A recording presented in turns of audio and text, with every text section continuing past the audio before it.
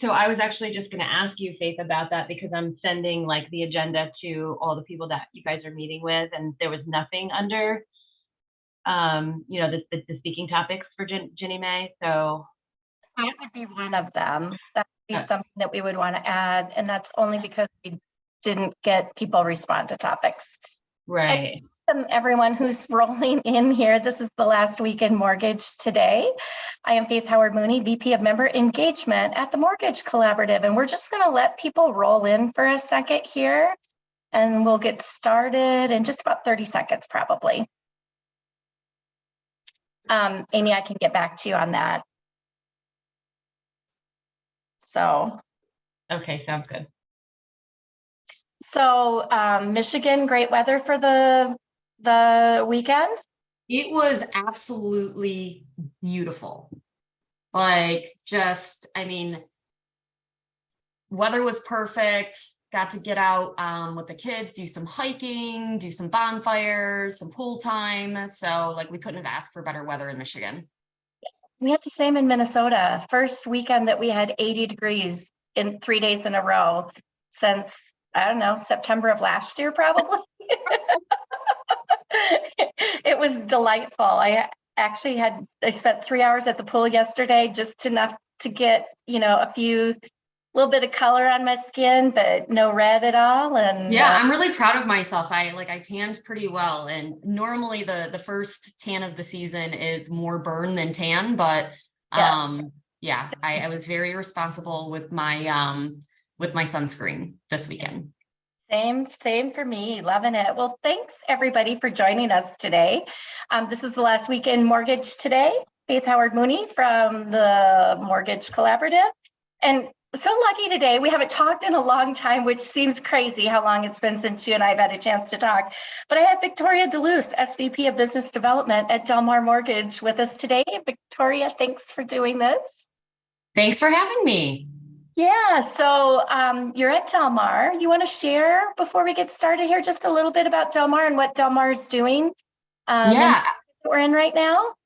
Yeah, so I've been with Del Mar for, gosh, it's coming up on 7 months now. So sometimes it feels like yesterday, and other times it feels like I've been here for 10 years. But yeah, I mean, it's been a wonderful opportunity, and Del Mar has been just such a great organization to work with, especially during these these market fluctuations. I mean, for the last 18 months, we've seen rates go up and up and up and up.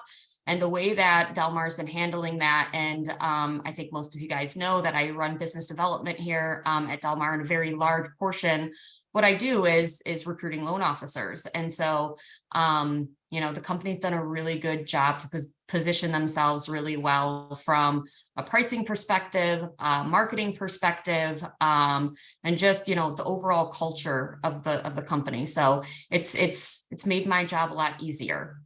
So yeah, I mean, they're doing some really great things, and yeah, I'm just super happy to be here. That is fantastic. It seems like it's been longer than that. You've been there. Del Mar just celebrated its 5 years with the Mortgage Collaborative, joining in April of 2018. So Del Mar for a long time, and we just this month are celebrating our 10-year anniversary. So yeah, so that seems crazy to me, by the way, that TMC has been around for 10 years. Yeah, absolutely. So with that, I think we'll get started. So over the weekend, there was an announcement. Of course, it's been talked about for the last couple of weeks. There was legislation released over the weekend related to the debt ceiling. It appears like that legislation was considered a good thing from the financial services groups. I haven't heard anything related to the MBA. Maybe you have. But the ABA was on board with what was proposed, and it looks like that would, probably wouldn't be having a huge conversation like we've been having, or at least a rushed one, up until 2025 based on what was proposed. So would love to get your feedback, what you've heard, what you think will happen next. Every time we go through something like this, I almost feel like it's just like fear mongering in a way. It's like, we all know we're going to figure it out. It's going to be okay. But, I feel like news stations and channels have 24 hours that they have to fill with something. Now, what I will say is the market's had a really positive reaction to it. As a matter of fact, we're up about 63 basis points on the day, which is good news because interest rates just went up and up and up last week, touching 7 again, or really, really close. So, I mean, it's good news. It's a welcome reprieve. But again, it's just one of those situations where we know we're going to figure it out. Why is everybody freaking out? But that's my input. From my perspective, it just seems like it's become so much more of a political issue, that it runs down to the last minute. But glad to hear that we weren't going to go through anything more than I think what a lot of us expected to have happen, and kind of move on from that and come up with a better solution before 2025. Well, for sure. and to your point, Faith, about the political aspect of it, I mean, and think about the timing, right? Like, Memorial Day weekend, and the political powers that be swoop in to save the day, and it's just, I mean, I don't know. I feel like maybe we could use, like, and don't get me wrong, like, it's great. I'm super happy. I'm happy that the market has rebounded, and that's awesome. But it's like, did we really need to do all of that? Like, Rest of all of it, it's just right, exactly. more than what anybody needed. One of the things, so I was at MBA secondary last week. I did not see you there if you were there. But one of the things that came out of there that I thought was some of the statements from the MBA. So the one that I just wanted to share with the group here is that Bob Brooksmith came out and said, at a time where you need praise and relief, it's a time where it feels like you're getting punished. And so I thought that was just kind of an interesting statement to make. He did, point out all of the things that the MBA has done for the industry during this time and their support. But it was interesting to just actually hear somebody say that things like that. The other statement that I think was made out there was that many repurchases were over little teeny tiny things. So that was the punishment part of it, that it at a time frame where you need praise and relief, you're being punished for things. So I don't know. We've heard within the network that people have been hit with a lot more repurchases. I don't know if you have any take on that, on kind of what you've seen in your market. So I was not at MBA secondary. I decided to sit this one out. And everybody that I spoke to, I kind of asked about their feedback, and each person was like, yeah, it was miserable. Like, like,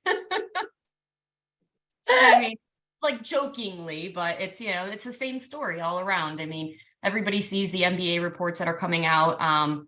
Mortgage companies, while they are not losing as much money, they are still losing quite a bit of money per closed loan, even up to this latest quarter. So that's, I believe, 3 consecutive quarters in a row, maybe 4, where I think it's 3 though, where mortgage companies are losing money per closed loan versus making any. And the last time I checked, we are in a for-profit business, but, as far as, oh, I'm so sorry, Faith. I totally lost track of what you asked me. Oh, repurchases. Yeah. So Rob Chrisman had something in one of his articles recently talking about at MBA secondary, there was a really nice reception that Fannie Mae had put on. And the joke was that, that was actually paid for by all of the repurchase money. And so, I mean, everybody knew it was going to happen. And during the pandemic, when we were doing more volume than we could even handle or ever thought was possible, we knew the hammer was going to fall. And I think the mindset back then was just like, get as much as we can and, up those repurchase reserves. Every mortgage company has to have a reserve for repurchases, and try to max it out. And I do know that there were, some accounting firms out there that were like, maybe you don't need that much, or like our recommendation is this. And there is actually a tolerance. You can't have more than a certain amount in reserves. But, we all knew it was coming. We didn't know how quickly or how bad it was going to be. But, it is sad though, because some of these things really are just, we're still a human-based industry. As much as we have, technology and all of these fun things. I think I remember reading somewhere that we were the second most highly regulated industry outside of HVAC, like in the world. Wow. So when you have a super highly regulated industry and you have all of these different rules that need to be followed, and you have primarily, a human-based industry, mistakes are going to happen. And I do think that, and I understand where the agencies are coming from, but I do think there has to be some kind of give, some kind of like make sense policy of like these little things that they're just, and I don't know, maybe they're working with the powers to be to kind of thin out the herd. That is one of the statements that Jerome Powell has made in the past, that he does believe that, there are too many companies out there, especially within the mortgage arena. So maybe it's all very purposeful, but it doesn't feel good though when you see, your friends losing jobs and, your friends who own companies losing their companies. So, but yeah, it's a unfortunate reality of our industry. That's right. Sure. Cyclical. I remember the same thing happening after the crash in 2007 and 8, because I had a business that supported the repurchase business. And the same thing, when people had more time, it kind of trended kind of back to that. However, I would have to say there's a big difference now. And I think loan quality now is way better than what it was back in those days. So I can only imagine that things are, a little bit more nitpicky than what they were back then. They had some legitimate issues on loans. Let's move on and talk a little bit about renting versus buying. In the news this week, it was announced, and I guess I wasn't really surprised by this, that there are 4 major metropolitan markets that it's cheaper to buy than to rent a home, and only 4 in the United States. So, wow. Yeah. And in some ways, I guess that didn't surprise me, just based on what I've seen here in Minnesota from a rental income perspective, and home buying has increased as well. But those, San Francisco, number 1 on the list, where it is 0% cheaper to buy than rent. I don't think anybody would be surprised that San Francisco is like the highest cost area versus rent in the United States. But after that, I thought it was interesting. Detroit. So like Michigan, where you are, 80% of properties are cheaper to buy than rent. Does that surprise you? It does not. Okay. It does not at all. I mean, especially within, and Detroit's kind of a weird market. And I don't want to say weird, probably much like a lot of other markets where you have these different pockets where it's super expensive to buy versus rent. And it kind of flip-flops, but no, that doesn't surprise me at all. Yeah. So average monthly mortgage payment of $1,296 and rent at $1,697 sounds pretty reasonable to me. In that same, going down the list, Philadelphia with 59% of properties, Cleveland at 57%, which I think we have a bunch of our team members that are kind of in that Cleveland market. So based on what they've talked about related to home ownership there and the cost of houses, I'm kind of not surprised by that. And then so let's go back. You said in Detroit it was $1,200 to buy and $1,600 to rent. Yeah, $1,296, $1,697. So okay, no, that does check out. I thought you said it backwards, and I was like, that doesn't make any sense. No, about a $400 difference. Being the greatest difference. I mean, you think about that, it's the greatest difference that we have in the entire United States. If that's the the biggest market where Wow. so yeah. I don't think any of those, it surprised me kind of a little bit that Houston landed on that list, because anything in Texas has seemed to be less volatile forever. Yeah. Where they don't have the big ups and downs that it seems like the rest of the United States has. But yeah, so only 4 markets in the United States where it's less expensive to buy than to rent a home right now. So just kind of surprised by. There's this for those social media folks out there, there's this pretty funny meme that talks about boomers versus millennials, buying, a house. And it's like, boomers, I bought my house when I was, 20, and it's like, oh, I'm finally 65. I can afford a house. Exactly. I'm in that back end of that one. Consumer debt. People are still spending money. Consumer debt passes 17 trillion. So this is something that I harp on. I think I've been, for any presentation or conversation that I've been part of since the beginning of the pandemic, consumer debt is like one of the number one things that I focus on and talk about. And it really, as it relates to like human psychology. And I know I see Ryan on the call right now, and Ryan's probably heard me say this like 3 or 4 times, but when you lock people up for 2 years and they see their loved ones passing away and they are not able to go out and hug their family and do these things, once we let them out, they're outspending. I'm outspending. You're outspending. Everybody's spending. And, now that we have higher interest rates and we have inflation and we have all of this, I mean, like there's 2 stories here, right? There's people who the psychological aspect that you want to go out and spend and enjoy life and live life. And then there's the very practical aspect of people still need to live. Like they're out buying groceries. Inflation is still relatively high on groceries. When you go to the grocery store, when you go out to restaurants and eat. So, and I think I want to say, I was looking at some articles a little bit earlier today, and I want to say that wage growth was around 5.5%. And inflation is obviously out tracking that right now. So, yeah, it's just, if you have to spend money and you don't have it, you rack it up on credit cards.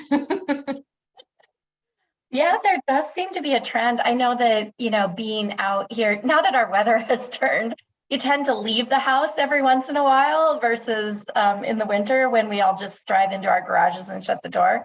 It does seem like there's really, around where I'm at anyway, no slowdown in people being in restaurants and in Target and all of those places. Anytime that you go to the airport is still busy. People are going on vacation. So, I think originally people thought that it was extra money during the pandemic that people were, getting put onto them. I honestly think it's more of the psychological. Mm-hmm. It's like, who knows how long we have here, and I'm going to live my life to the fullest while I'm here. So I kind of tend to think it's more of that than anything else. So it's kind of good to hear you say that. That was confirmation for me that maybe I was on the right path. But I mean, just think about and one of the things I always like to point out is we have all of this economic data that comes out, and it's all just driven by consumer behavior. And I always like to back it up to like real, like Main Street talk. It's just people. And we're just like out there living our lives, doing our best. And I know that it ends up on, Bloomberg and CNN and all of those news stations trying to quantify everything. But I mean, just think about, like you said, like it's nice out in Minnesota now. It's nice in Detroit. And I do want to go out to eat with my kids at least twice a week. Like that's my jam. Maybe 3 times a week after the pandemic, because I like being out and around people. So, I mean, so anywho. Yeah, same. Wells exits correspondent, which I think, people were kind of anxious to hear what was going on there. Amy, we agree, and no cleanup. Yes. For dinner. That is a very valid point. correspondent still gained more market share the first part of this year. So for the first quarter of this year. And this is correspondent versus what? Just the correspondent versus everything else. So correspondent up, other business down. Maybe the numbers just kind of work out that way with retail production. Oh, I see what you're saying. Okay. Down, yeah, as an overall market condition. Any surprise there for you that, when retail kind of is in a different spot, that correspondent goes up as far as the percentage of production? No, I don't think that that's necessarily a surprise. I think that makes sense. Depending on how the business is structured, it could be a lot cheaper to run correspondent than it is to run retail. Not just from like a dollar and cents, but also, man hours and all of that. So I don't find that surprising. Yeah, it looks like, based on the article that I read, that PennyMac appeared to gain the most from Wells's departure. AmeriHome, Planet, New Res, Freedom, and Cornerstone Home Lending also gained ground in that market. Any other player in that market that you think, you have some good ins with those people that you think will kind of come out ahead of that happening? Well, I do think it makes sense that PennyMac really capitalized on that. AmeriHome's had some interesting things going on, especially with like the banking crisis. I think that most people on this call know that AmeriHome is owned by a bank. That was a really large deal that went through, I don't know, what was that, 2 years ago now? And they've been a little in and out of the market from conversations that I've been having, as I'm not in capital markets on the day-to-day anymore, it is weird sometimes. But I still have access to all the information. So at least that's good. But no, and PennyMac's been a force for, a long time. So it does make sense. But I think it's, again, more consolidation, right? And as Jerome Powell said, it's needed. Yeah. And more consolidation, even. I was really surprised, only because I had worked with them in a past life, that Colonial Savings on the banking side has decided to close its mortgage originations beginning July 31st. I think we're going to see a lot more of that. How many quarters and if you're a bank and that isn't your primary source of, income, yeah. If it's a loss leader, you got to cut it. Yeah. 635.7 million of mortgages in 2022 is what they did. But we've seen kind of the trend even internally within our TMC family that many of the smaller community banks they're not stopping mortgage lending, but their focus is kind of, geared to a different part of their organization with everything that's going on now. So they do have a servicing portfolio. It was rumored to be considered to sell that. That's a rumor that's out there. So I guess we'll kind of see. But yeah, mortgages since 1952 is when they started offering mortgages. So I do think, like you said, that it's something that we're going to probably see more of in the industry for sure. One of the things that I saw, and I don't have a lot of information on it, but I did see it just over the weekend, which we talked a little bit about offline, but Ginnie working to increase participation in smaller lenders, which hasn't necessarily been where they've been in the past. Yeah, so that was really surprising to me. As a matter of fact, like there was a huge push. They felt like they had too many lenders participating. And too many smaller lenders. So I find that I'd be interested I haven't had an opportunity to read that article yet, but I think if you would send it out to the group, that would be awesome. Because I'd like to dive in a little bit deeper, because that is in stark contrast to what the conversation has been for the last several years. As a matter of fact, I was going to say, I thought Ginnie wasn't even giving out new tickets, or it was like ridiculously hard to get a Ginnie ticket. Well, and so it does appear that Ginnie is working with the Federal Home Loan Bank of Chicago to possibly aggregate those loans based on what the article said. So I don't know. It'll be interesting to see. So TNC is kind of doing an inaugural trip with, about 10 of our lender members to DC the first Okay.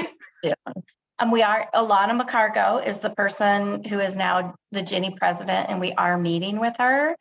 And I'm just wondering whether it's kind of maybe a change in focus because she's now at the helm and had a little bit of time in there that she maybe has a different thought process related to small and mid-sized lender members. It does say that they'll aggregate them with the Federal Home Loan Bank of Chicago, and then can issue them as Ginny mortgage-backed securities.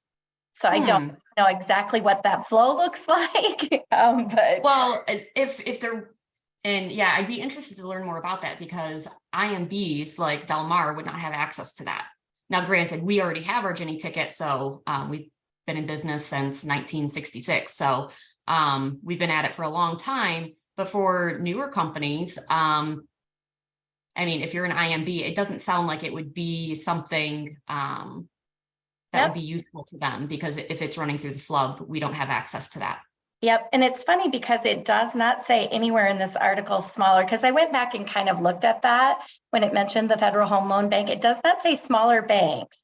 It does say smaller to mid-sized lenders.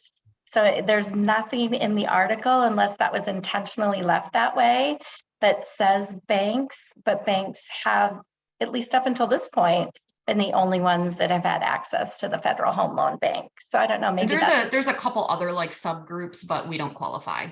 Yeah. So that was out there in the news. We'll try to find out more about that when we meet with her, definitely. I was thinking just by reading it that maybe it was a change with how she felt about things, and was going to implement maybe something new coming in. So I guess we'll see. In the news in April, well, as of April, but just recently in the news, all major property types posting annual declines for the first time in a single month, which was April. So in April, first time since September 2010 that all property types posted an annual decline in business. I don't know. For me, that logically made sense just based on rates are higher, less mortgages happening. Construction needs to happen because in many markets, there just aren't things to buy. Right. Conversation. I do find that slightly surprising though. I mean, even though it logically makes sense, it's just, I mean, people, and I understand that, like, yes, we still have lack of inventory. Interest rates are still high. We still, all of those things point to higher prices. I mean, just meaning like the inventory and the fact that people are still buying. Right. Yeah. Interesting.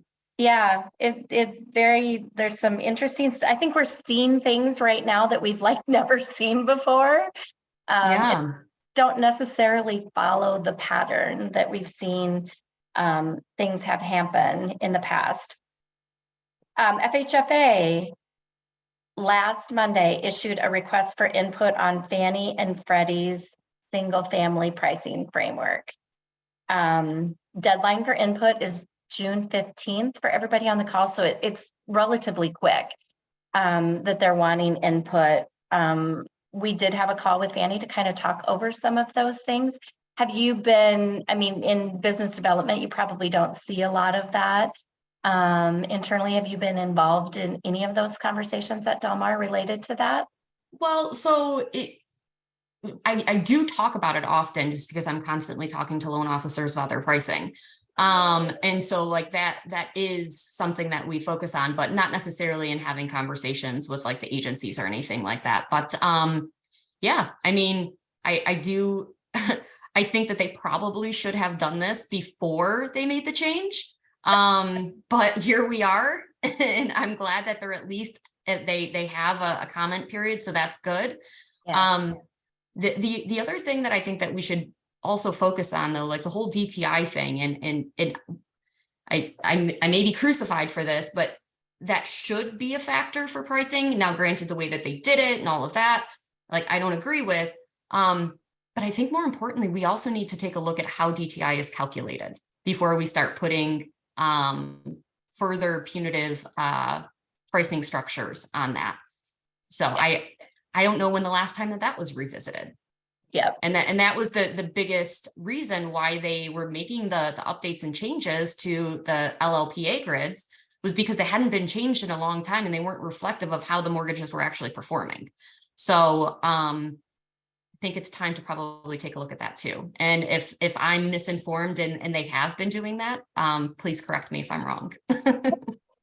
Honestly, I think behind the scenes, there are a lot of things that are being looked at based on commentary. I mean, we've said this for a while. We've had really good exposure with FHFA and Sandra Thompson and Scott Dickerson as well.